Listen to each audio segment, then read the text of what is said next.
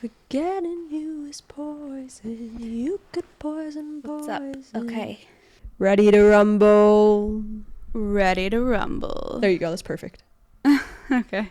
Happy Saturday. We're filming this on a Saturday. Happy Saturday. It's the weekend. Welcome to our first Chats with Chessa. Are you excited? I'm Chessa. And I'm Claire. Chess has no idea what we're talking about really. I have kind of an outline of some of the things that I want to talk about for our first episode, but she has no idea. No, I've no clue. How do you feel about that? Do you feel scared, or do you like it that way? I didn't feel scared until you asked if I felt scared, and now I'm a little scared.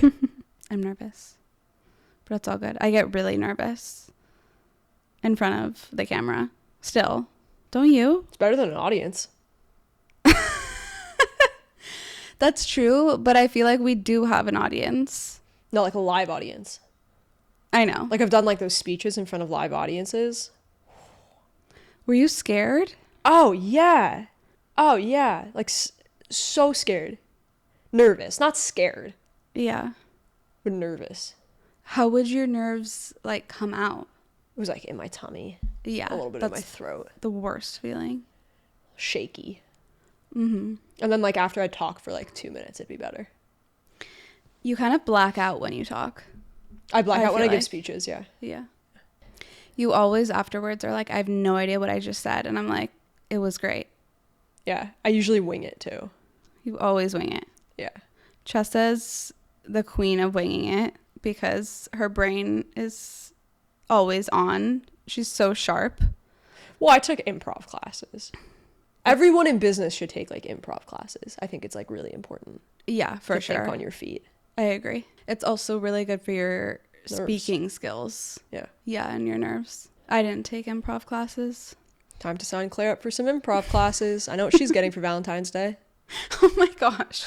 Oh, that's horrible. No new earrings, just improv classes. I wouldn't mind, actually. Okay. I probably need it. One of my fears about starting this podcast is that I'm not eloquent enough. I think a lot of people that have podcasts and are hosts of podcasts are very well spoken. And that's my biggest fear. So I need to overcome that and I need to work on it because I know I'm not the best public speaker. So I should work on it. But like this is the best way to do it, is you just jump in and practice. You always say that. That's all like improv is. You always say that. Because it's true. Just do it. Yeah. I know. That's Chessa's number one motto. Just do it. Figure it out. Figure it out. Okay, Chessa, we're figuring it out. All right. Let's go. Okay, so again, welcome to Chats with Chessa. This is our first episode. Did I say enough about what to expect in this episode? You didn't say anything about what to expect in this episode. I didn't? Okay, what to expect in this episode is I'm going to introduce a little bit about the idea behind Chats with Chessa, how it evolved, why we're here, what it represents, what we want it to mean. We're going to talk a little bit about ourselves, who we are, like who the heck are you listening to? And I'm going to ask you a little bit of business Q&A.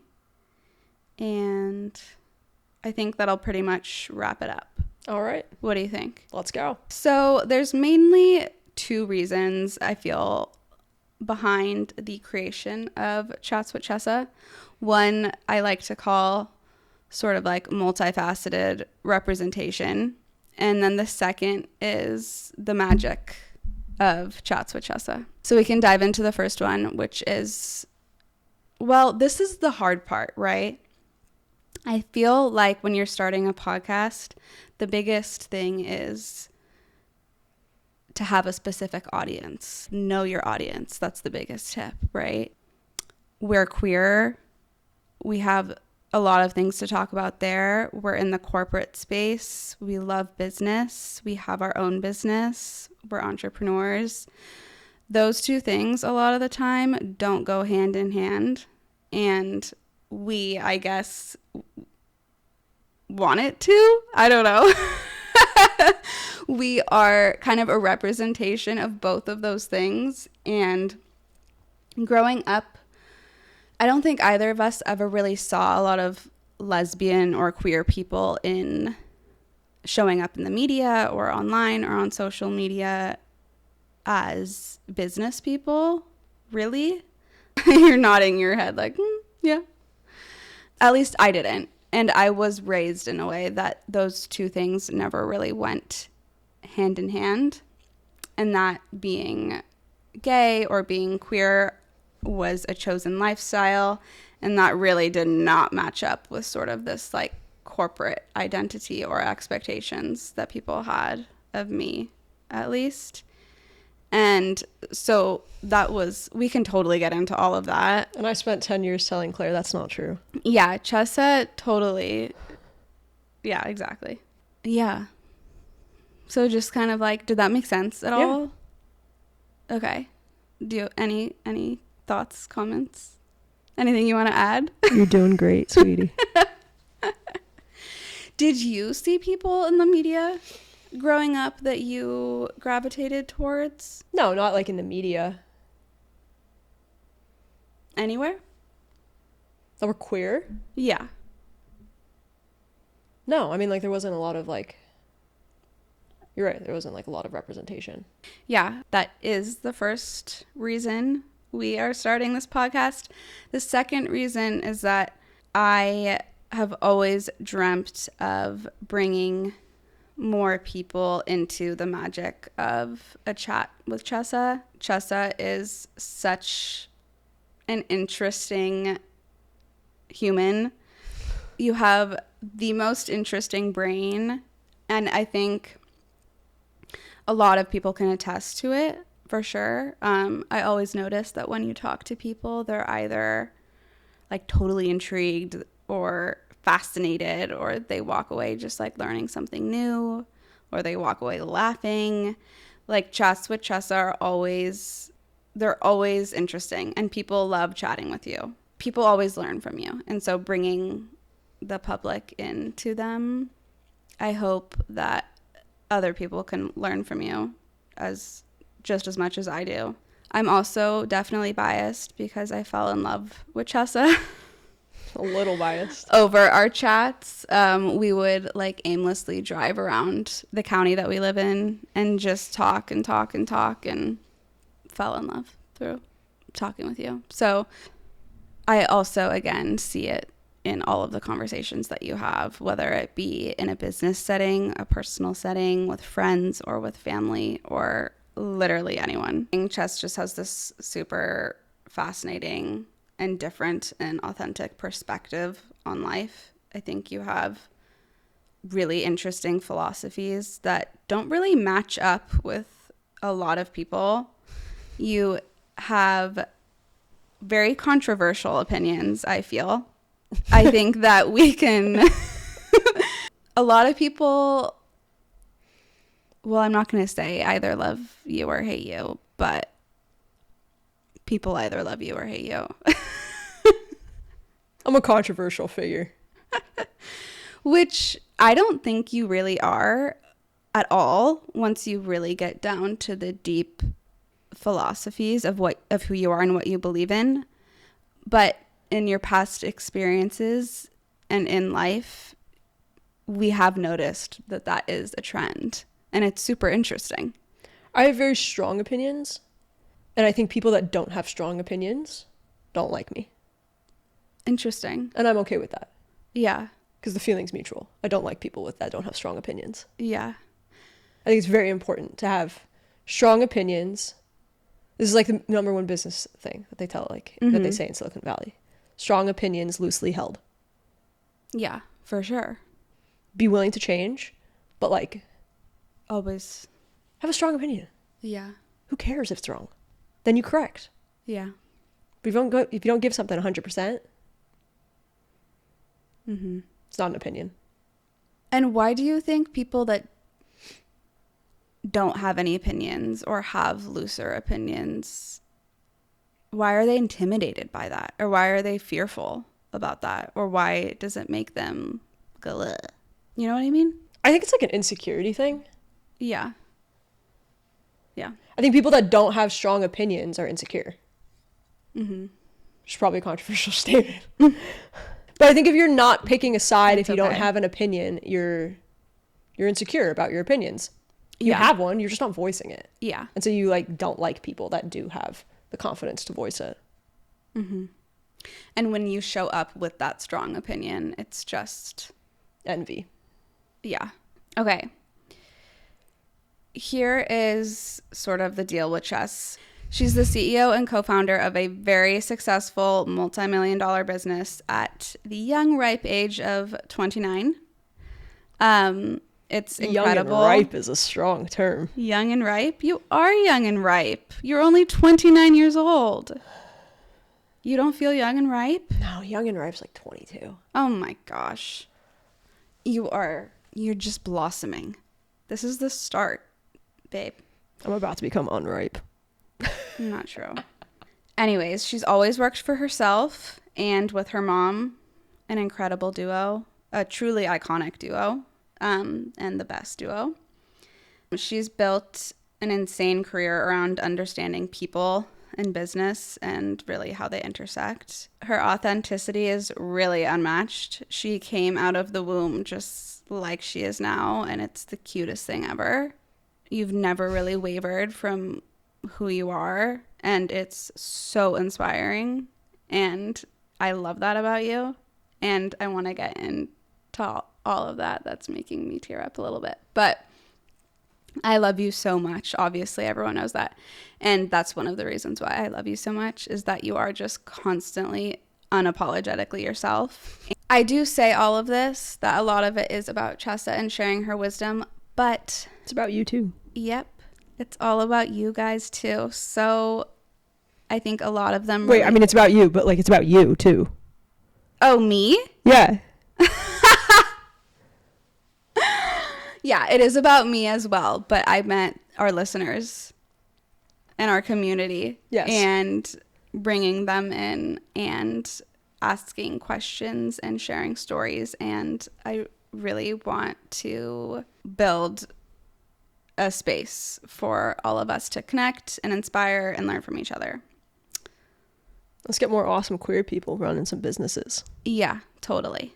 All right. Yeah. So whether you're here to really laugh or learn or just lean into good combos, live, laugh, love, and have those fun chats with Chessa, this is the space. And I'm really excited for all of you guys to be here and do it.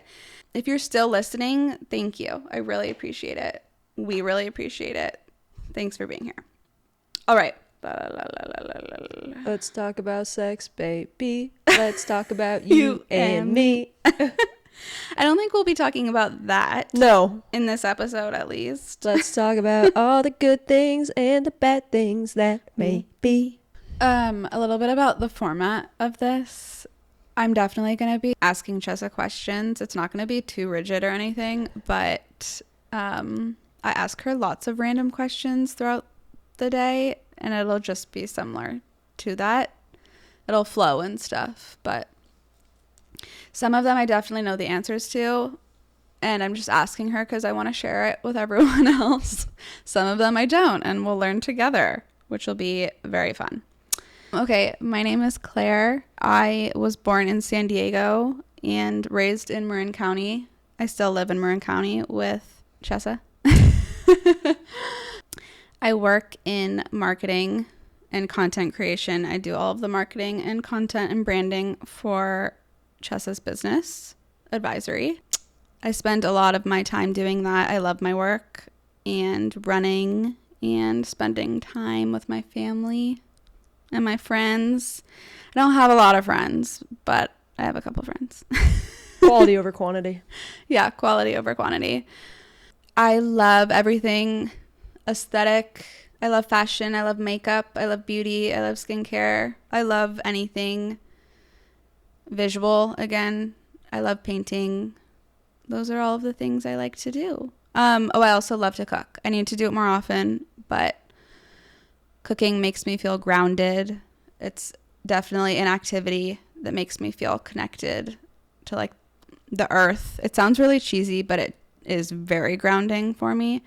And then I also just love to disconnect. during cooking. Like I get to disconnect from my phone.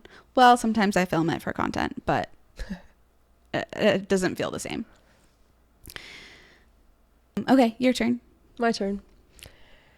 I am Chessa Skandanian-Yi. I was born in San Francisco, raised half my life in San Francisco, latter half of my teenage years in Marin County as well. I graduated from Smith College and majored in philosophy. I was born and raised in recruiting. My mom started recruiting when I was 4 years old after selling her last business. I'm my mom's only child, so I went to work with her all the time. All of her coworkers were my aunts. It was an all-women office.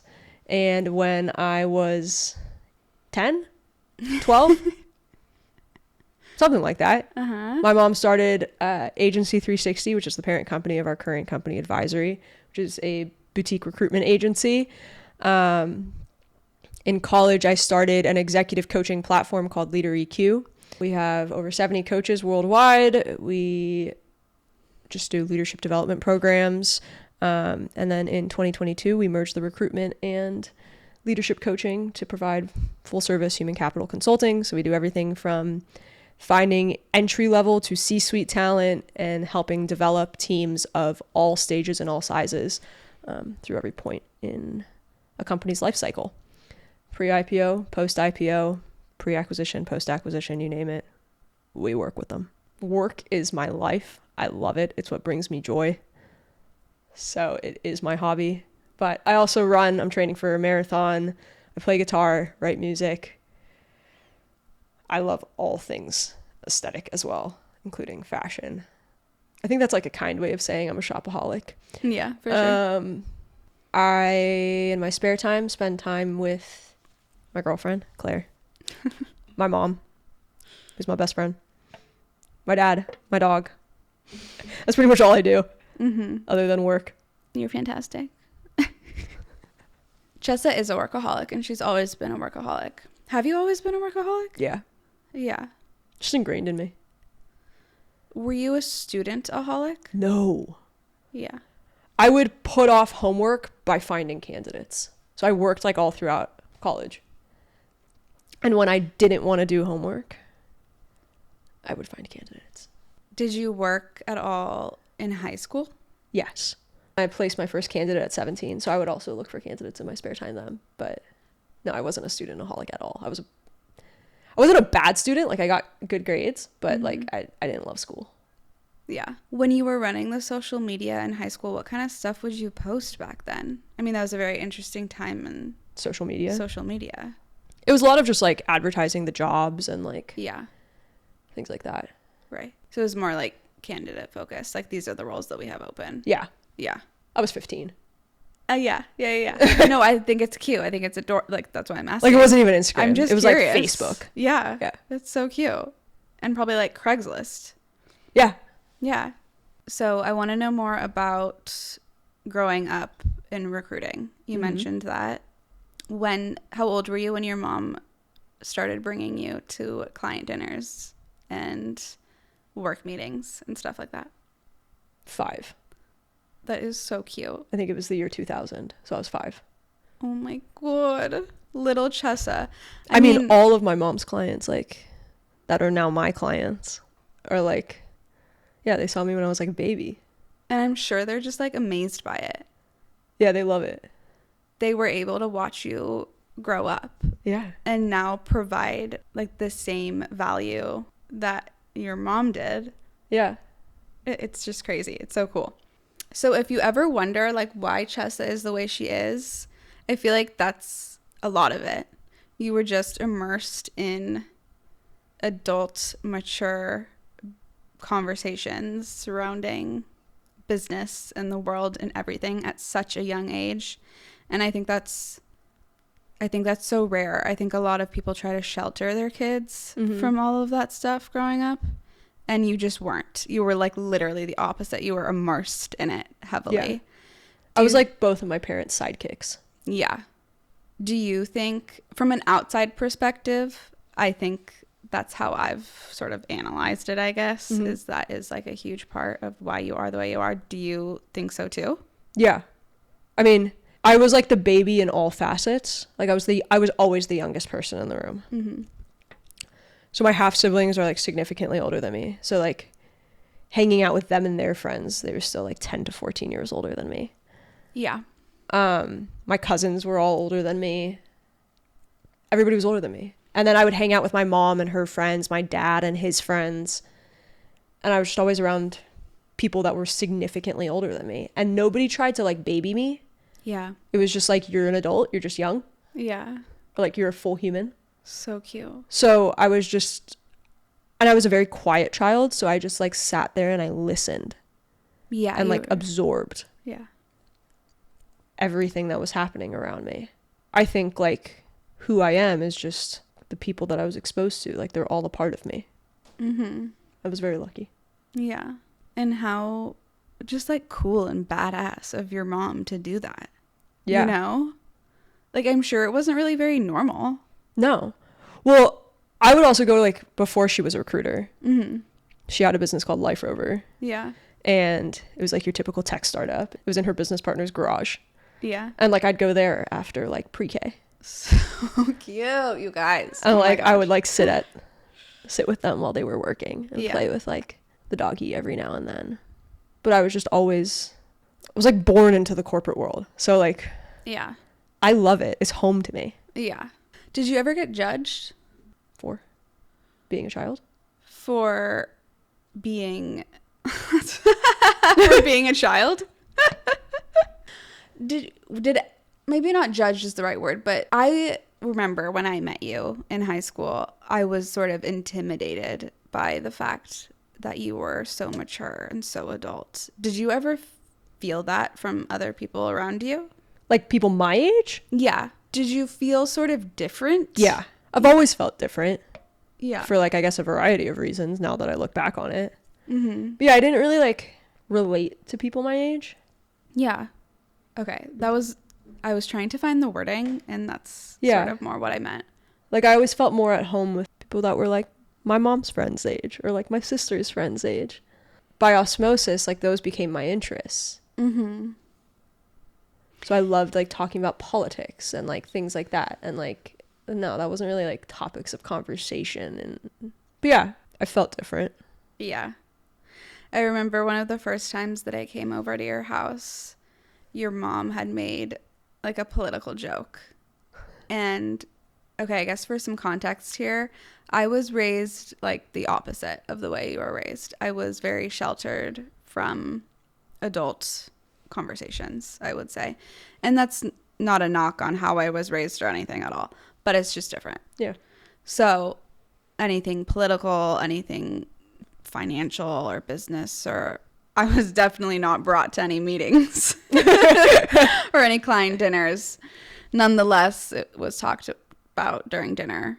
Politics was never really something that we talked about growing up, which I find totally interesting. So that day, I also met your mom for the first time that day, and she made a political joke, and I had no idea what the joke was.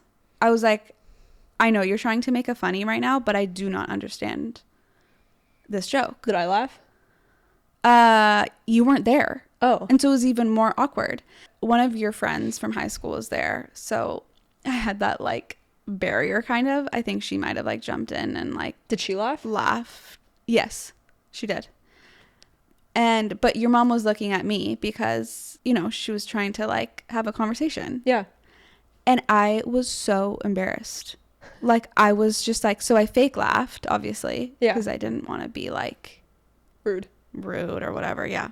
And I think about that all the time. There's the influence of family on knowing things, right? I also never really was interested in politics. Like that was never really an interest of mine. So I didn't really start reading about it or immersing myself in it until the latter part of my teenage years. All this to say, I was so embarrassed, and I've always found it interesting how much you had known about politics at such a young age. And I was like, and then, you know, you connect all the dots. You're like, okay, it's because, yeah, why? And yes, you did have an interest in it for sure, far beyond what I did, but you also were exposed to it, right? Mm-hmm. Like purposefully. Why are you winking? You're cute. Oh, does that make sense? Yeah, that makes sense to me. Okay.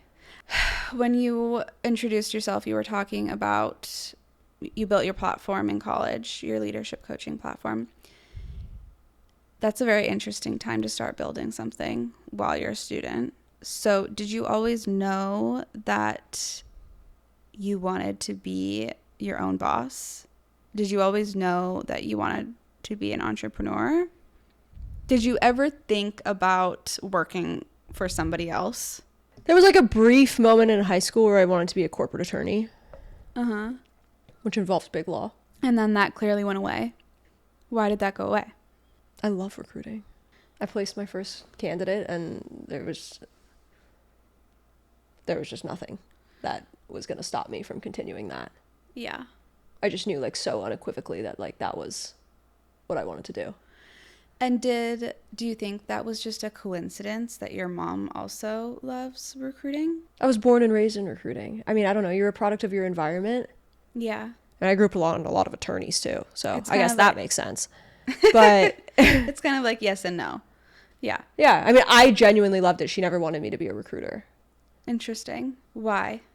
She never wanted to like enforce what she did on me or enforce her views of what I should do on me. I had a strong passion for music, and so her and my dad were very convinced that that was the path I was going to follow, Yeah. and they never wanted me to deviate my path, or not do something that I don't love.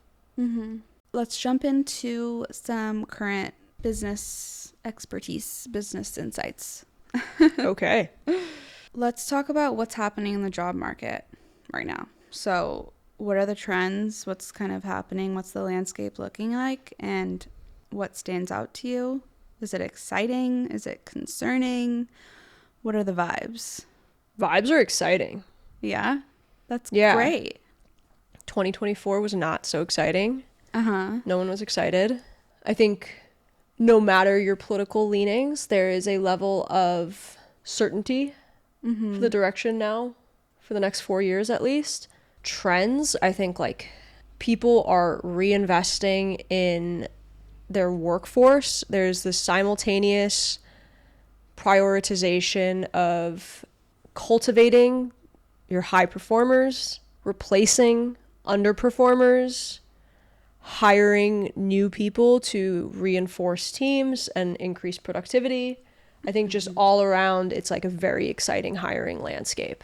For sure. It's fantastic. I think recently there have been a lot of articles circling that are saying this whole restructuring your workforce is really just some annoying way that companies are using to cover up the fact that they're firing people and getting rid of so many jobs that people obviously depend on for a living. I think that it is hard for people who have not been performing at their top capacity and now they're getting labeled as such. Nonetheless, that is a consequence of your own actions. And I'm not a big believer in whining and nagging about the branding of it. Yeah. Do better next time. Yeah. Try and figure out maybe why you weren't performing well and like do better in the future. How are you going to course correct? Like you can't change the past, but you can change the future. And like sitting there and saying, I was let go because like the company said I'm an underperformer and complaining about that. It's just like, it's not adding up to me. It's not the company's responsibility to keep you employed if you're not fulfilling your side of the agreement, which is to perform at your highest capabilities. And it is their right to fire you and replace you with somebody who will do the job at a higher capacity. Yeah, I totally agree. There's a deal between the employee and the employer, right? Yes, It's a relationship. Both of you have to show up. yeah, it's like any other relationship. Yeah. If I stop showing up in my personal relationship with you, you have every reason to leave me, but also you also have the right to leave me if you just want to, Right. right? It's called at-will employment. Yeah, exactly. And it's all at will. It's all freedom. Yeah. And I understand that this is people's livelihood, and that is it's putting people in very uncomfortable financial situations. And that is hard.